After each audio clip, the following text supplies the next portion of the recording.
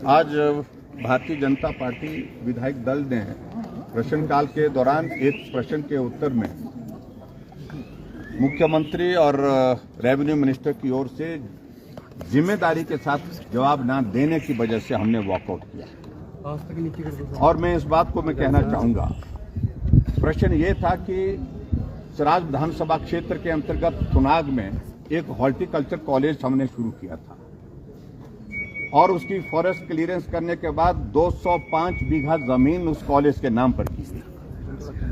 Forest की clearance सारी होने के बाद वहां पर भूमि पूजन किया गया और भूमि पूजन के पश्चात 10 करोड़ रुपए का बजट का प्रावधान करने के बाद 1.25 वर्ष का कार्यकाल हुआ, लेकिन टेंडर नहीं होने दिया।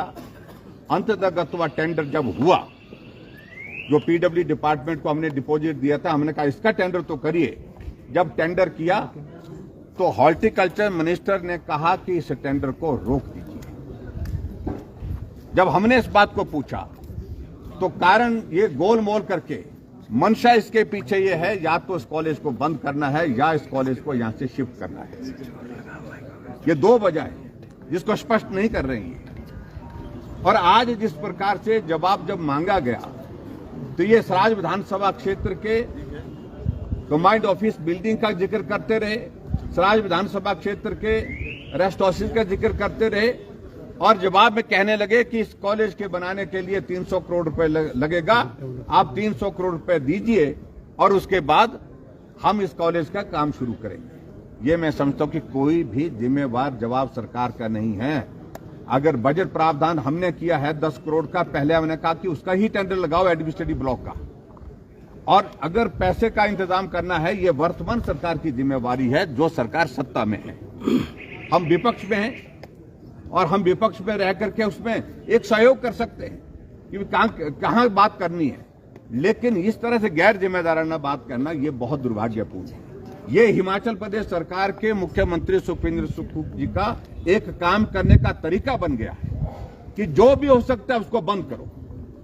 मंडी का शिवधाम बंद कर दिया, मंडी का मेडिकल यूनिवर्सिटी का काम वो उसको बंद कर दिया, मंडी के सरदार पटेल यूनिवर्सिटी को बंद कर दिया, कांगड़ा में धर्मशाला में सेंट्रल यूनिवर्सिटी के लिए 30 करोड़ रुपए जमा करना था, जो कंपनसेटरी एफॉरेस्टेशन का, वो पैसा जानबूझ करके बंद नहीं किया ताकि उसका काम शुरू ना हो सके, वो भी काम बंद पड़ा।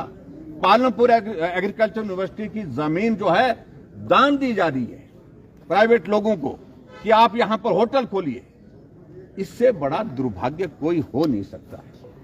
आखिरकार हिमाचल प्रदेश सरकार की जो काम करने की जो नीति है, जो तौर तरीका है, इस पर हमने जब प्रश्न खड़ा किया, आप हमको बताइए। जब मुख्यमंत्री से मैंने पूछा कि आप स्पष्ट करिए कि इस कॉलेज का काम शुरू होगा कि नहीं होगा, वो भी इसी बात को कहने लगे, पैसा लेकर के आइए तब जाकर के हम इसका काम शुरू करेंगे। मैं समझता हूं ये बहुत गैर जिम्मेदाराना जवाब है उनका।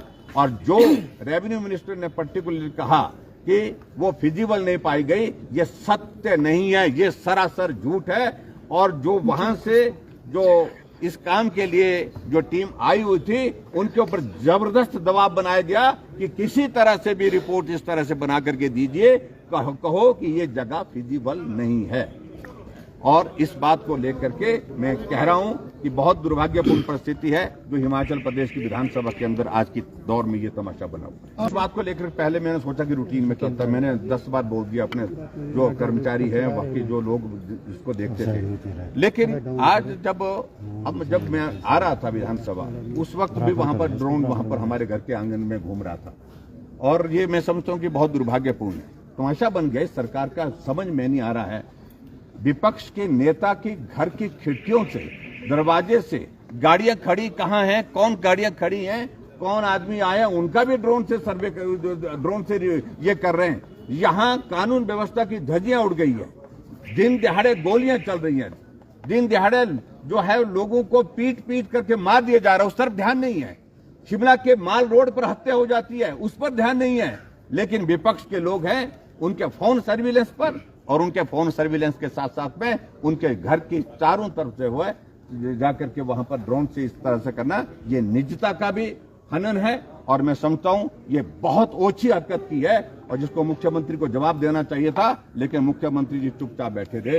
ये सचमुच बहुत दुर्भाग्य है। एसपी शिमला द्वारा किया जा रहा है उनके ऑफिस से, उनके रेजिडेंस मेरे साथ में है, वो वही करते हैं। सर, एक पुलिस अधिकारी को चेतावनी देना ये कहां तक उचित है? उचित है, बिल्कुल। अगर ऐसी हरकतें करेंगे, अगर वो सरकार के इशारे पर इस तरह की हरकतें करते रहेंगे कि विपक्ष के विधायकों को बुला करके 8-8 घंटे तक बिठा करके रखेंगे उनकी पूछताछ के लिए, और जब विधायक वहां से चले जाते हैं, आधे रास्ते पहुंचते हैं, उनको कहते हैं कि दोबारा आना पड़ेगा आपको, आधे रास्ते से फिर बुलाते हैं उनको, और आधे रास्ते से बुला करके फिर 4 घंटे के लिए बिठाते हैं उनको। कि क्या तमाशा बना के रखा हुआ है हिमाचल प्रदेश में कांग्रेस की सरकार। सूचना है कि कर्मचारियों की सैलरी डिले हो सकती है। देखिए, ये सारी बात को लेकर के तो तमाशा आपने कल देख लिया है। मैं सिर्फ इतना ही कहना चाह रहा हूं कि पूरे दुनिया में तमाशा निकला इस सरकार का, जनाजा निकला जिसको मैं कह सकता हूं एक तरह से, कि 2 महीने की सैलरी डेफर की है, डिले की है, छोड़ी नहीं है, डिले की है।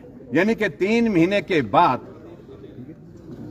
सैलरी जो है 1 महीने की नहीं, 2 महीने की नहीं, 3 महीने की एक साथ मिलेगी। ये क्या तमाशा है? और पूरे देश भर में मजाक बन रहा है, पूरे प्रदेश भर में मजाक बन रहा है। तो इसलिए ये तौर तरीका जो है, जो सुखू जी बनना चाह रहे हैं बेचारे बन करके कि हमारे हालात अच्छे नहीं है, हमारी परिस्थिति अच्छी नहीं है, तो ये बेचारे बन करके नहीं हो सकता है। और इस तरह के गिमिक्स करके मैं समझता हूं कि ये प्रदेश नहीं चलाया जा सकता। Thank you.